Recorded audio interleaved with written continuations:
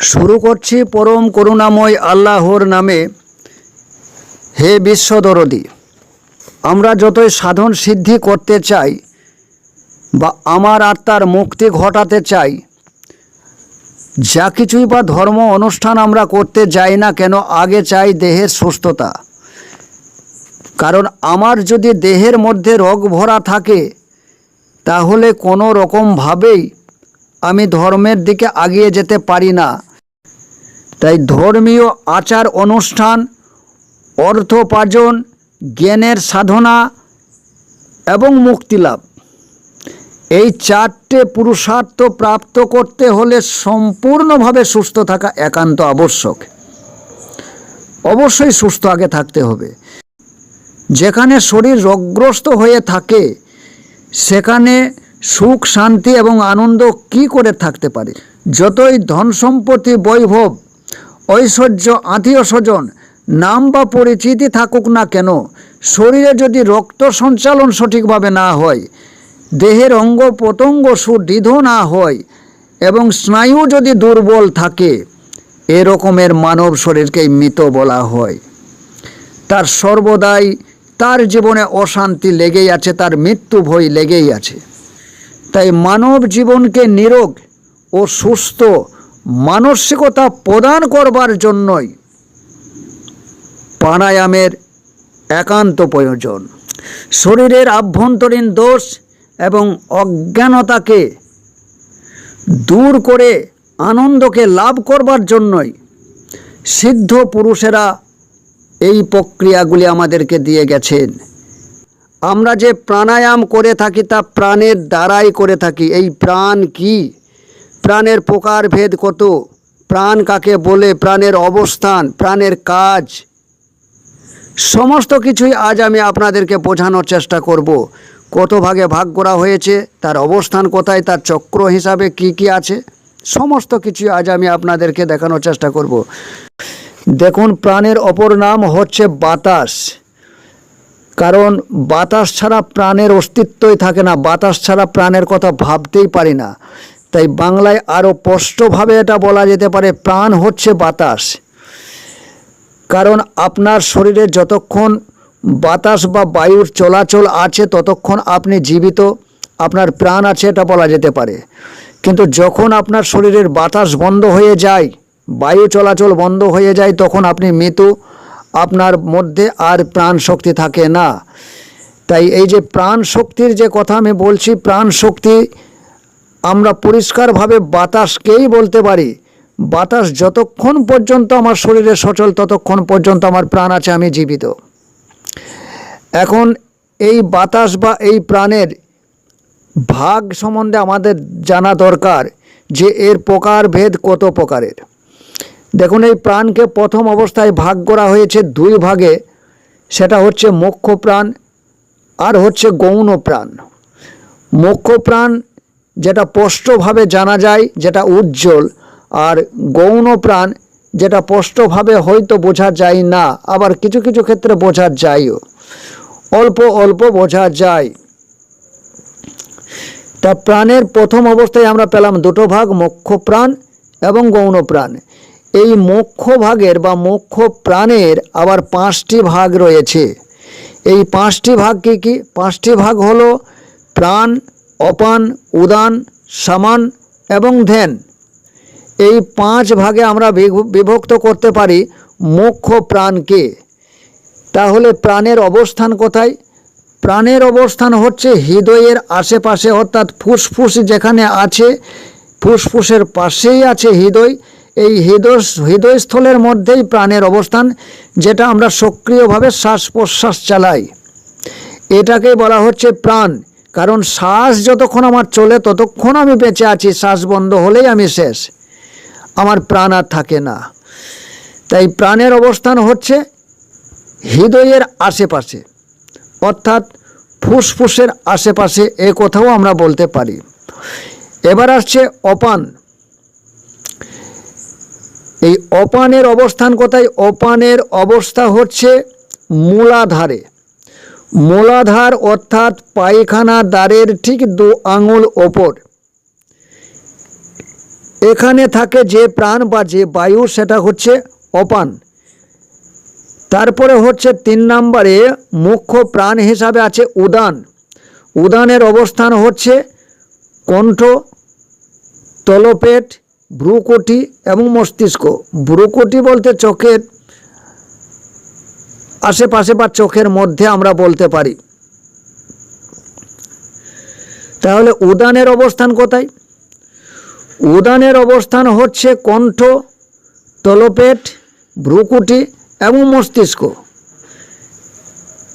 তারপর 4 নম্বরে আমরা পাচ্ছি মুখ্য প্রাণ বা বাতাস হিসাবে সমানকে। এই সমানের অবস্থান কোথায়? সমান কোথায় কাজ করে বা কোথায় থাকে? এই নাভি কেন্দ্রে থাকে এবং নাভি কেন্দ্রের আশেপাশে থাকে। মুখ্য ভাগের শেষ নাম্বার ভাগ হচ্ছে ধ্যান। এই ধ্যান হচ্ছে স্বাধিষ্ঠানের আশেপাশে থাকে। স্বাধিষ্ঠান কোনটাকে বলা হয়? স্বাধিষ্ঠান বলা হয় পুরুষ অঙ্গের এবং নাভি কেন্দ্রের যে মিডিল স্থান, এই মিডিল স্থানকে বলা হচ্ছে স্বাধিষ্ঠান।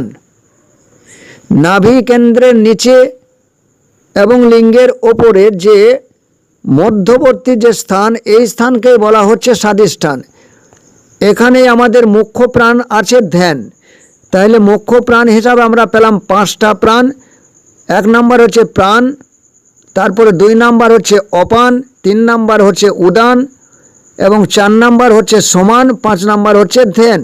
এবং এদের অবস্থানটা বললাম, প্রাণ থাকে হৃদয়ের আশেপাশে, অপান থাকে মূলাধারের আশেপাশে এবং উদান থাকে কণ্ঠ, তলপেট, ভ্রুকুটি, মস্তিষ্ক, সমান থাকে নাভির আশেপাশে এবং ধ্যান থাকে স্বাধিষ্ঠানের আশেপাশে। এবার আমরা যাব গৌণ প্রাণ। এই গৌণ প্রাণও 5 প্রকার। 5 প্রকার কি কি? গৌণ প্রাণের যে 5টা প্রকারভেদ আছে, 5টা প্রকারভেদের মধ্যে প্রথম হচ্ছে নাগ, তারপরে হচ্ছে কূর্ম, দেবদত্ত, কৃকল, ধনঞ্জয়। এখন এদের অবস্থানগুলি দেখব, তারপর এদের কর্মে যাব। তাহলে 5টা আমরা গৌণ প্রাণ পেলাম। প্রথম হচ্ছে নাগ। নাগের স্থান কোথায়? নাগের স্থান হচ্ছে নাভি থেকে একটু উপরে। তাহলে নাভিতে ছিল সমান, একেবারে নাভিতে আছে সমান মুখ্য প্রাণ, আর নাভির একটু ওপরে আছে নাগ। গৌণ প্রাণের দ্বিতীয় ভাগ হচ্ছে কূর্ম। এটি থাকে চোখের পাতায়। গৌণ প্রাণের তৃতীয় ভাগ হচ্ছে দেবদত্ত। এর স্থান হচ্ছে শ্বাসনালীর উপরিভাগে, বলতে পারেন গলার মধ্যে। 4র্থ নাম্বার গৌণ প্রাণ হচ্ছে কৃকল। এ থাকে শ্বাসনালীর কিনারায়। এবং 5ম গৌণ প্রাণ হচ্ছে ধনঞ্জয়। এই ধনঞ্জয় থাকে অস্থি অর্থাৎ হাড়, মাংস, চামড়া, রক্ত ইত্যাদিতে। এখন চক্রের বিচারে যদি চক্র বিচার করা হয়, তাহলে সেই চক্র বিচার অনুযায়ী এরা 5টা জায়গাতে 5টি চক্র নিয়ে থাকে। মুখ্য প্রাণের হিসাবে যে 5টি ভাগ করা হয়েছে তা প্রাণ। চক্রের বিচারে বা চক্রের অবস্থান অনুযায়ী অনাহত হচ্ছে প্রাণের অবস্থান। আর অপান থাকে মূলাধার, যে পায়খানা দ্বারের 2 আঙুল উপরে, যেখানে সুষমা মেরুদণ্ডের শেষ অংশ গিয়ে মিলিত হয়েছে, এই রকমের জায়গাকে বলা হচ্ছে মূলাধার। মূলাধারে থাকে অপান। এই মূলাধার একটি চক্র। উদান যে চক্রে থাকে সেটা হচ্ছে বিশুদ্ধ, অর্থাৎ শ্বাসনালী বা গলা আমরা বলতে পারি। এই গলাকেই বলা হয় বিশুদ্ধি চক্র হিসাবে। সমান কোন চক্রে থাকে? সমান থাকে আমাদের মণিপুর চক্রে, অর্থাৎ নাভিকে আমরা বলে থাকি মণিপুর চক্র। এই মণিপুর চক্রে থাকে সমান। মুখ্য প্রাণের 5 নম্বর যে প্রাণটি সেটা হচ্ছে ধ্যান। এর চক্র বিচারে এর স্বাধিষ্ঠানে থাকে। এর আগেও আমি বললাম স্বাধিষ্ঠানের অবস্থান। সেটা হচ্ছে নাভির নিচে এবং লিঙ্গের ওপরের যে মিডিল স্থান, সেই মধ্যবর্তী এলাকায় স্বাধিষ্ঠানের অবস্থান। এখানে মুখ্য প্রাণ ধ্যানের অবস্থান এবং চক্রর বিচারে এটা হচ্ছে স্বাধিষ্ঠান। এখন প্রাণ, অপান, উদান, সমান আর ধ্যান, এই যে 5টা মুখ্য প্রাণ আমাদের আছে, এই 5টা মুখ্য প্রাণের আমরা অবস্থান দেখলাম এবং চক্র হিসাবে তারা কোন কোন চক্রের মধ্যে অবস্থান করছে সেটাও দেখলাম। এবার এই 5টি তত্ত্ব হিসাবে, এই 5টি প্রাণকে আমরা তত্ত্ব হিসাবে দেখব যে প্রাণকে কি তত্ত্ব বলা হয়, অপানকে কি তত্ত্ব বলা হয়, উদানকে কি তত্ত্ব বলা হয়, সমানকে কি তত্ত্ব বলা হয় এবং ধ্যানকে কি তত্ত্ব বলা হয়। সেই সম্বন্ধে আমরা দেখি যে প্রাণকে বলা হচ্ছে বায়ু তত্ত্ব অর্থাৎ বাতাস, অপানকে বলা হচ্ছে পৃথিবী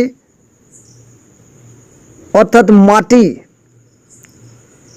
এবং উদানকে বলা হচ্ছে আকাশ, যেটা আমরা নূর বলে থাকি, এবং সমানকে বলা হচ্ছে অগ্নি অর্থাৎ আগুন, এবং ধ্যানকে তত্ত্ব হিসাবে বলা হচ্ছে জল, যেটা আমরা ইসলামীয় হিসাবে বলতে পারি বা আমরা বলে থাকি যে পানি, আগুন, মাটি, বাতাস আর নূর। হিন্দু শাস্ত্র অনুযায়ী বা বাংলা অনুযায়ী এই 5টি ভাগকেই বলা হয়েছে বায়ু, পৃথিবী, আকাশ, অগ্নি এবং জল। শাস্ত্র হিসাবে নাম আলাদা হলেও তাদের স্থান এবং বস্তুটা একই। এবার আমরা আসি যে 5টি মুখ্য প্রাণ আমরা পেলাম, এই 5টি মুখ্য প্রাণের কাজ কি। দেখুন, প্রাণকে শ্বসন বলা হয়, শ্বসন। তার শ্বসন প্রক্রিয়া শরীরের মধ্যে কণ্ঠ থেকে হৃদয় পর্যন্ত হয়ে থাকে। কণ্ঠ থেকে হৃদয় পর্যন্ত এই শ্বসন ক্রিয়া চলে। যে বায়ু ক্রিয়া করে তাকে বলা হচ্ছে প্রাণ। শ্বসন ক্রিয়া আমাদের গোটা বডিতেই চলে, তবে শ্বাসনালী থেকে হৃদয় পর্যন্ত বা ফুসফুস পর্যন্ত যে প্রাণ বা যে বাতাস আমাদের শ্বসন কার্য চালাচ্ছে তাকে আমরা বলতে পারি প্রাণ। এর কাজ হচ্ছে এই শ্বসন ক্রিয়ার মাধ্যমে খাদ্যনালী, শ্বসনতন্ত্র বা শ্বাসনালী বা ফুসফুসকে শক্তি প্রদান করা। এটা প্রাণের কাজ, মুখ্য কাজ। অপানের অবস্থান আমরা জানি, এর অবস্থান হচ্ছে মূলাধারে। এর কাজ হচ্ছে মলমূত্র, শুক্র, বদহজম, সন্তান প্রসব, এই কাজগুলি অপান দ্বারাই আমরা করে থাকি। যদি অপান বাতাস বা অপান বায়ু মূলাধারে কাজ না করতো তাহলে আমাদের মলমূত্র ত্যাগ করা বা শুক্র বা বদহজম বা সন্তান প্রসব করা সম্ভব হতো না। তারপর আসছে 3 নম্বরে উদান। এটা কণ্ঠের ওপর থেকে মাথা পর্যন্ত উদানের অবস্থান বা উদান এই জায়গায় কাজ করে থাকে। তার কাজ কি হলো, তার কাজের তাহলে উদানের এর কাজ আমরা কি পাচ্ছি। উদানের কাজ হচ্ছে কণ্ঠনালী থেকে ওপর, অর্থাৎ এখানে যে আমার চোখ বা নাক বা কান আছে তার সতেজতা দান করা এবং তাদেরকে শক্তিশালী করা, এবং মাথার মধ্যে যে আমাদের পিটুইটারি গ্রন্থি আছে, এই পিটুইটারি গ্রন্থি তথা প্রিনিয়াম গ্রন্থি সম্পূর্ণ মস্তিষ্ককে ক্রিয়াশীল রাখে। এরপর আসছে সমান। এটি নাভিকেন্দ্রে অবস্থান আমরা জানি। এর কাজ কি হচ্ছে, এর কাজ এই সমান যে বায়ুটি যাচ্ছে, এই সমান নামক যে বায়ুটি, এই সমান নামক বায়ুটির কাজ হচ্ছে আমাদের যে যকৃৎ, অন্ত্র, প্লীহা এবং অগ্নাশয়ের সঙ্গে সম্পূর্ণ পাচন কার্য প্রণালীকে নিয়ন্ত্রণ করে। এই অগ্নাশয় গ্রন্থি থেকে ইনসুলিন নামক একটি হরমোন খরিত হয়, যে হরমোন আমাদের খাদ্যকে দহন করায়, শর্করা জাতীয় খাদ্যকে পুরায় বা দহন করায় এবং তার থেকে তাপশক্তি করে, এবং বডিতে সেটা তার থেকে যে তাপশক্তি হয় সেটাই আমাদের বডিতে প্রেরণ করে। এই অগ্নাশয় গ্রন্থি যাদের সুগার রোগ হয়ে গেছে বা সুগার রোগ যাদের হয়, তাদের এই অগ্নাশয় গ্রন্থি থেকে ঠিকমতো ইনসুলিন ক্ষরিত না হওয়ার কারণেই তারা সুগার রোগে ভুগে। তাই প্রাণায়াম করলে এই যকৃৎ, অন্ত্র, প্লীহা এবং অগ্নাশয় এরা মজবুত হবে, লিভার মজবুত হবে, হার্ট, ফুসফুস মজবুত হবে। আমাদের বডিতে 3টি দোষ হয়ে থাকে, একটা হচ্ছে বায়ু দূষিত, পিত্ত এবং কফ। এই 3টে দোষকে যদি আমরা প্রাণায়ামের মধ্যে দিয়ে সরিয়ে দিতে পারি বা কাটিয়ে দিতে পারি, এদের সন্তুলন যদি আনতে পারি, তাহলে দেহে এমন কোনো রোগ আমাদের থাকতেই পারে না। রোগ আসা তো দূরের কথা, যে রোগ অলরেডি আমার বডিতে আছে তা ধীরে ধীরে কমতে বাধ্য। যে কারণেই আমরা এই প্রাণায়ামগুলি করব। প্রাণায়াম যে শুধু আমাকে রোগের হাত থেকে মুক্ত করে এমনটাও নয়। প্রাণায়াম একটা সাধন প্রসেস, যে আমার উচ্চ চেতনা বোধকে জাগিয়ে তুলবে, আমার আধ্যাত্মিক উন্নতি ঘটাবে, আমার চেতনা বৃদ্ধি করবে। এই কারণেই আমরা প্রাণায়ামটি সঠিকভাবে করব। যেভাবে প্রাণায়াম আমি করতে বলেছি সেইভাবেই আপনারা করবেন। শুধু প্রাণায়ামের যে অস্ত্রটার দ্বারাই আমরা করি সেটা হচ্ছে বাতাস বা প্রাণ। এই বাতাস বা প্রাণ, এই প্রাণকে আমরা কয় ভাগে ভাগ করতে পারি সে ভাগগুলি আপনাদেরকে আমি বললাম। যে প্রথম এই প্রাণকে আমরা 2 ভাগে ভাগ করতে পারি, মুখপ্রাণ এবং গৌণপ্রাণ। মুখপ্রাণ হিসাবে 5 জন আছে, সেটা হচ্ছে প্রাণ, অপান, উদান, সমান এবং ধ্যান। এবং গৌণ প্রাণ হিসাবে 5টি আছে, সেটা হচ্ছে নাগ, কুর্ম, দেবদত্ত, কৃকল, ধনঞ্জয়। আশা করি আপনারা বিরক্ত হবেন না। এই নামগুলি জানা অবশ্যই দরকার এবং এদের অবস্থান কোথায় তা জানা দরকার।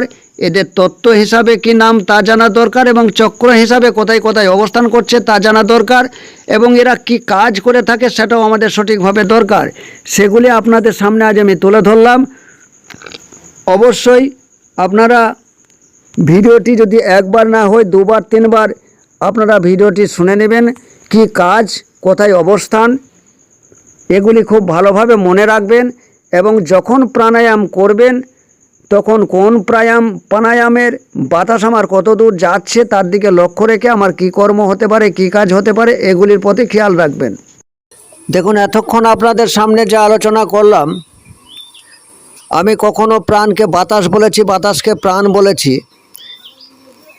প্রকৃতপক্ষে প্রাণ বাতাস নয়, প্রাণ বাতাসকে আধার করেই থাকে। প্রাণ একটি শক্তি এবং সেই শক্তির থাকতে গেলে একটা আধারের প্রয়োজন হয়। এই আধার হচ্ছে বাতাস, কারণ বাতাস না থাকলে প্রাণ থাকতে পারে না। তাই বাতাসকে ভর করে প্রাণ থাকে। যতক্ষণ আমাদের শরীরে প্রাণ যাতায়াত করতে পারে ততক্ষণ আমাদের প্রাণ আছে, জীবন আছে, এটা বলতে পারি। কিন্তু যখনই বাতাস যাওয়া আমাদের শরীরে বন্ধ করে দেয় তখন আমাদের প্রাণ নাই, আমরা মৃত, এটাই আমরা ঘোষণা করতে পারি। যেমন দেখুন, পুকুর জলের আধার, জলাশয়ের আধার পুকুর। কিন্তু যখন কোনো মেয়ে অপর মেয়েকে বলছে আমি পুকুরে যাচ্ছি কাপড় পরিষ্কার করতে বা কাপড় কাচতে, এই কাপড় তো আর জল ছাড়া কাচা যায় না। এখানে পুকুর দিয়ে আমাদেরকে বোঝাচ্ছে আমরা জলাশয়ে যাচ্ছি, তাহলে পুকুরই জল, আবার জলই পুকুর। ঠিক তদ্রূপ যেহেতু প্রাণ বাতাসকে ভর করে থাকে, বাতাসই তাই আধার, তাই আমি ব্যবহার করেছি যে প্রাণ শব্দের অর্থ বাতাস। হয়তো অনেকেই আছেন যারা ভুল ধরতে পারেন যে প্রাণ শব্দের অর্থ বাতাস কি করে হয়। তা প্রাণের আধার যেহেতু বাতাস, বাতাসকে কেন্দ্র করেই প্রাণকে থাকতে হয়, তাই আমরা প্রাণ শব্দের অর্থ বাতাস ধরতে পারি। আজ এখান থেকেই থাক, খোদা হাফেজ।